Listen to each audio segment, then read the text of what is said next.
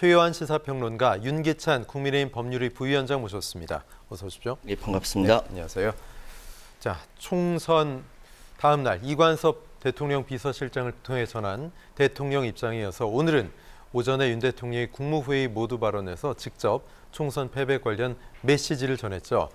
낮은 자세로 민심을 겸허히 받들고 또 경청하겠다. 다만 목소리는 국무회의 그 어느 때보다 상당히 힘찼는데요. 직접 영상을 한번 보시죠.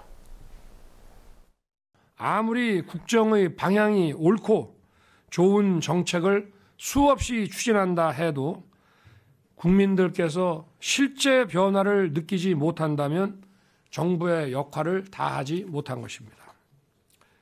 무분별한 현금 지원과 포퓰리즘은 나라의 미래를 망치는 것입니다. 경제적 포퓰리즘은 정치적 집단주의와 전체주의와 상통하는 것입니다. 그래서 이것은 우리 미래에 비추어 보면 마약과 같은 것입니다. 그러나 현재 국민들이 겪는 어려움을 더 세심하게 살피는 것이 바로 정부의 임무이고 민심을 챙기는 것이라고 생각합니다. 국민 여러분께 더 가까이 민생 속으로 더 깊숙이 들어가서 현장의 어려움을 듣고 국민의 삶을 더 적극적으로 챙기겠습니다.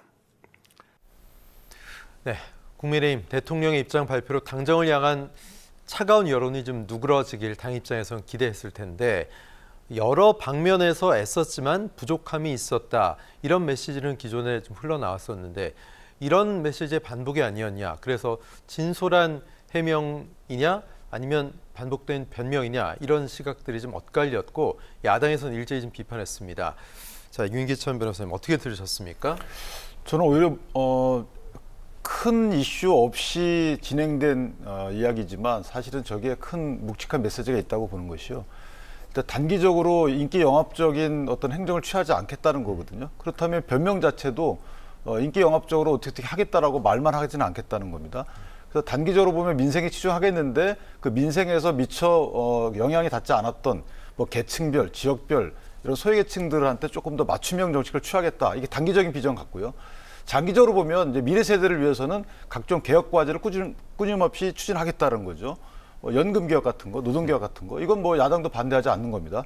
그래서 이런 정책 기조를 다시 천명하면서 야당과 협조를 하겠지만 인기 영합적인 정책을 추진하는 야당에는 반대하겠다는 거죠. 그런 정책을 받아들이지 않겠다는 것이고, 저는 대통령으로서 어려운 말이지만 사실은 국민 입장에서 보면 해야 할 말을 한 것이고요. 네. 그렇다면 앞으로는 대통령의 국정 추진에 있어서 국민의 여론, 이것을 국정 동력으로 삼겠다라는 그런 마음이 있지 않겠는가. 따라서 저는 일단 기본적으로 대통령의 저 말씀은 동의하고요. 다만 추진 과정에서 언론과 또는 국민과 소통하는 과정들은 끊임없이 보여줘야 되겠다. 이렇게 생각합니다. 자, 마약, 정치적인 집단주의, 중동 무력 사태 등의 언급이 있었고 마무리 언급은 오늘이 세월호 10주기죠. 지금 기억식이 거행되고 있는데 관련 언급도 있었습니다. 그런데 또 조금 전 속보로 다시 국민들께 죄송하다. 사랑의 회초리를 맞았다. 이런 이야기들이 이 비공개로 참모들과 한 회의에서 또 나왔던 것으로 뒤늦게 전해졌습니다. 최현 평론가 어떻게 오늘 들으셨어요?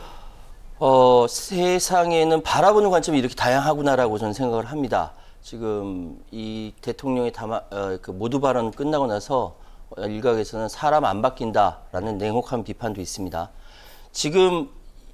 지금 모두 발언이라는 형식을 취한 것도 잘못이지만 사실 정확하게 이야기하면 기자회견을 했었어야죠. 기자회견을 통해서 무엇을 잘못했고 무엇을 고쳐나갈 것인가 해서 기자들과의 진솔한 대담을 통해서 밝혔어야 되는데 그렇게 되지가 않았어요.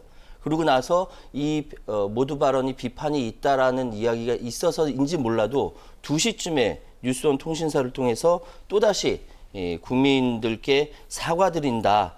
국민을 위해 못할 게 뭐가 있냐. 국민을 위해서 뭐든지 다 하겠다까지 이야기가 나왔어요. 그런데 오늘 이야기는 사실 지금까지 국민들이 다 들었던 이야기입니다. 원래 듣고 싶었던 이야기가 있었죠. 야당 대표들과 언제 만나서 국정을 논의할 것이냐. 특검에 대해서 어떤 입장을 취할 것이냐. 기자들 통해서 질문하고 답변을 하시고 이걸 국민들은 듣고 싶었을 겁니다. 그런데 그렇게 하지 않고 가장 3가지 수준 대통령이 이야기할 수 있는 기자회견, 대국민 담화, 그중에 국무회의를 통한 모두 발언 가장 낮은 수위에서 답변을 했다라고 이야기하면 많은 사람들이 뜨아했다라는 반응이 있는 것도 사실입니다. 네. 지금 윤 대통령의 메시지 가운데 가장 주목됐던 것이 가장 어떻게 보면 시급하고 좀 중요한 현안, 바로 의정 갈등 이 문제인데, 대통령은 정부 정책과 현장 시차를 좁힐 수 있도록 현장의 수요를 더 정확히 파악을 해서 맞춤형 정책에 힘을 쏟겠다. 이 얘기는 의대 정원 그 증원 정책은 추진하되 수치는 좀 조율해보자, 좀 조율할 수 있는 여지가 있다. 뭐 이 정도로 받아들여도 되는 겁니까? 어떻게 들으셨어요? 선거 때 그렇게 명확하게 발언을 하셨더라면 51분 담화가 나중에 들어서 이게 2,000명을 그대로 가겠다는 거냐 말겠다는 거냐 애매하다 보니까 대통령실은 나중에 마사지 했잖아요. 그러니까 이렇게 명확하게 얘기했더라면 그렇게 많은 국민의힘 수도권 출신, 수도권 출마하시는 많은 사람들이 지구를 향해 운석이 떨어지는데 그걸 보면서 멸종을 예감하는 공룡과 같은 심정이다라는 이야기가 안 나왔을 거예요. 근데 지금 이야기는 맞죠.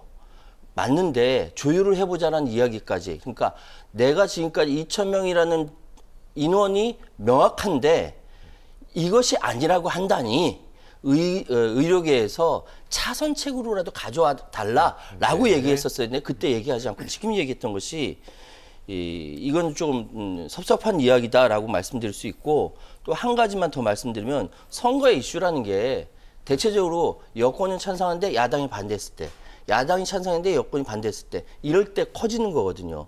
근데 의정 갈등 이슈는 네. 여당이나 야당이 모두 다 찬성했던 이슈이기 때문에 이것이 여야의 문제가 아니라 국정관리 이슈가 되어버렸다. 근데 이 국정관리 이슈를 못했다. 지금까지 문제가 되고 있다.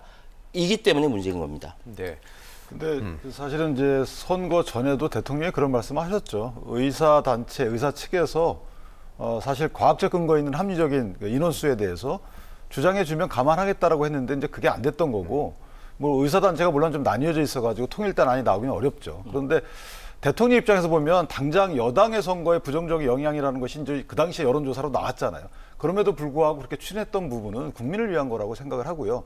물론 그 2,000명이라는 수준이 불변일 그 숫자다라고 보지는 않아요. 그런데 이게 한번 정할 때도 그냥 정한 게 아니고 사실은 이제 의사단체에서 했던 논문 등을 축계해서 정한 거잖아요.